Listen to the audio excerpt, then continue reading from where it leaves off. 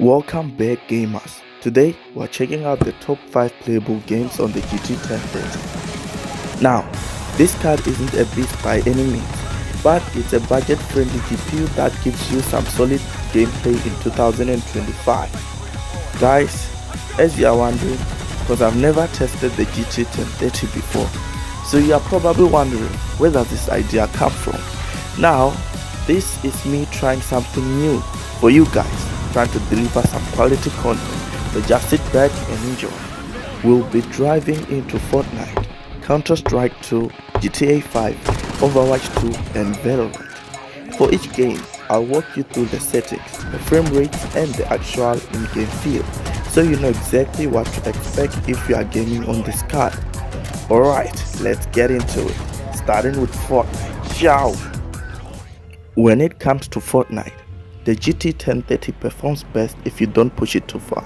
The game has a performance mode designed exactly for low-end systems, and that's the mode you should be using here. The sweet spot is 720p resolution with performance mode enabled. With the right CPU and with these settings, the frame rates usually sit between 55 and 65 FPS. When you are gliding down from the battle bus and the map is loading in, there may be small dips into the 40s, but once you land and begin looting, performance stabilizes. In quiet areas or smaller fights, the gameplay feels smooth and aiming is responsive. When you get into heavy build battles or larger endgame circles, you can expect the FPS to dip into the low to mid 40s, but the game remains very playable. Input delay isn't too noticeable, so you can still build and edit quickly if your mechanics are strong. Visually, you are not going to get the crispest image on lower settings, but Fortnite still looks colorful and appealing thanks to its art style. The cartoon-like visuals mean you don't lose too much even when lowering detail. If you want the smoothest possible experience, you can also drop the resolution scaling slightly below 100% inside performance mode. This will increase your FPS into the 70 range in quieter moments, though at a cost of a blurrier image. Overall, Fortnite on the GT 1030 at 720p performance mode is smooth enough for casual play, and even on semi-competitive matches. It's not going to win you tournaments, but it's absolutely playable and enjoyable. Coming next is the Overwatch 2. Overwatch 2 is a very well optimized game, which is great news for a budget GPU like the GT 1030. The best option here is 900p resolution with low to medium settings. You can also use 1080p on low settings if you don't mind sacrificing a bit of performance. At 900p low to medium, frame rates sit comfortably between 60 and 70 FPS. In quieter phases of a match, FPS may climb a little higher. During large team fights, when multiple ultimates are being used, shields are up and particles fill the screen, you may see dips into the mid-50s. The art style of Overwatch 2 means that even at low settings, the game still looks vibrant. Roles are easy to distinguish, maps are clear, and the overall presentation is attractive. Importantly, abilities and enemy outlines remain easy to read, which is crucial for competitive play. In terms of responsiveness, Overwatch 2 feels good on the GT 1030. Quick movement, aiming and ability usage all register cleanly, while higher-end GPUs can push much higher frame rates. The 60 FPS range is still more than enough for enjoyable and competitive gameplay. If you want maximum stability, you can lock the FPS to 60 using the in-game settings. This prevents fluctuations and gives you a smoother, more consistent feel, which some players prefer on lower-end hardware. Overall, Overwatch 2 is one of the smoother experiences on the GT 1030 on our FPSs, and it's easy to recommend at 900p low to medium settings. Moving on, we got Counter-Strike 2. So CS2 is much more demanding than the older CSGO, so the GT 1030 really gets pushed here. The best way to run it is at 720p with low settings across the board. On these settings, you'll usually get between 40 and 55 FPS. On maps like Dust 2 or Mirage, you'll hover around 50 most of the time. When action gets heavy, for example, if smokes, molotovs and flashes are all on the screen during a push, performance dips into the lower 40s. In terms of gameplay feel, movement is smooth enough, but aiming is where the GT 1030 shows its limits. At 40 to 50 FPS, you don't get the ultra smooth precision that competitive players enjoy at 120 FPS or higher. However, mouse inputs remains consistent, and if you are just playing casually or grinding ranks without aiming for pro level performance, it's still a workable experience. One thing to note is that Counter-Strike 2 uses updated lighting and particle effect that hit weaker GPUs harder. If you want the most stable performance, it's best to disable or lower features like shadows, anti-aliasings, and reflections. This won't affect the core gameplay much, but it can give you a few extra frames. So, while CS2 isn't perfect on the GT 1030, it is still playable.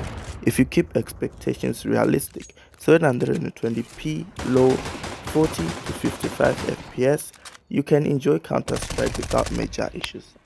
And now for GTA 5. GTA 5 is one of the most optimized open world games ever made, and it shows when you play it on the GT 1030. Here, you have two good options. You can play at 1080p with normal settings or at 720p with higher settings. Both deliver a similar level of performance, so it comes down to whether you prefer better resolution or slightly nicer graphics. At 1080p normal, you can expect around 45 to 55 FPS in most areas. Driving through the city during the day will give you steady performance, with some dips into the higher 30s during rush hours or when a lot of effects are happening at once. Out in the countryside or mountains, FPS rises back into the 50s and feels smoother. During story missions, cutscenes and gunfights run without stutter, and the overall experience is immersive. GTA Online is a little tougher because of the extra load from other players and vehicles. Here you may see dips into the 35 to 40 FPS range in crowded areas, but the game is still very much playable. Visually, Grand Theft Auto 5 still looks good even at normal settings in 2025. The world is detailed, the lighting feels natural, and you don't lose the atmosphere of Los Santos. If you prioritize smoother FPS, go with 720p higher settings, you'll see performance more consistently in the 50 to 60 FPS range, though you sacrifice some image clarity. In short, GTA 5 on the GT 1030 is a solid experience. It's not ultra to high graphics, but it's enjoyable whether you play for the story or explore online. Finally, we have Valorant. And this is the game where the GT 1030 performs best. Well, you know what they say, save the best for the last. Riot designed Valorant to run on almost any system, and it shows here. The recommended setup is 1080p resolution with low to medium settings. On these settings, you'll see frame rates consistently between 70 and 90 FPS. In many cases, it feels even smoother because Valorant is not a very demanding game. In actual matches, the performance is excellent. When pushing mid, picking corners or taking gunfights, aiming feels sharp and responsive. Even in chaotic situations with smoke, flashes and multiple abilities going off, the FPS really drops below 70. The clean art style helps a lot here.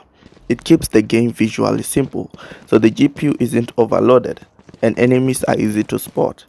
This is a big reason why Valorant feels so smooth on lower end cards like the GT 1030.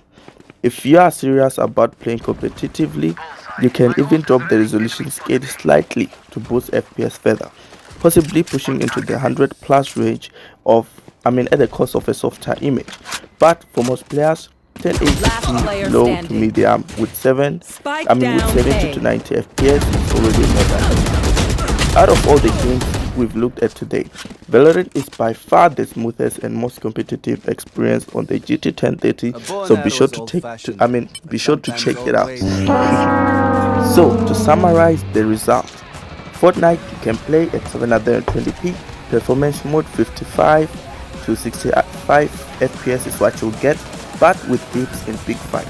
Counter-Strike 2 you can play at 720p low, 40 to 55 FPS is what you'll get, with smooth but limited for competitive play.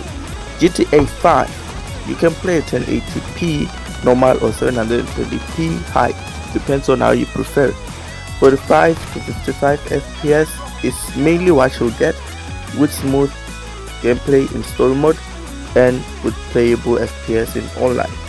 Overwatch 2 you can play 900p low to medium. 60 to 70 FPS is what you'll get, and it will be stable and enjoyable even in teamfight. Valorant you can play 1080p low to medium. 70 to 90 FPS is what you'll get. The best performing title on this list is Valorant. If you have been using the GT 1030 for a while, you'll know that it is not designed for AAA gaming, but as you've seen, it still handles many popular competitive and open world titles if you are smart with your settings.